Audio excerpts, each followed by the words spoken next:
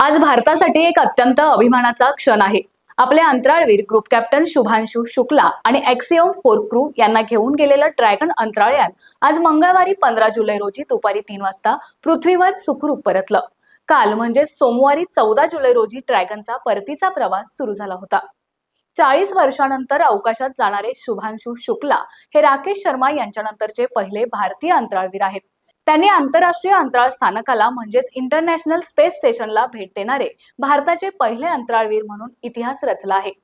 या मोहिमेवर 25 जून रोजी नासाच्या केनेडी स्पेस सेंटरवरून फाल्कन 9 रॉकेटने प्रक्षेपित करण्यात आलेल्या एक्सिओम 4 यानाने 26 जून रोजी ISSशी यशस्वीपणे जोडणी केली होती।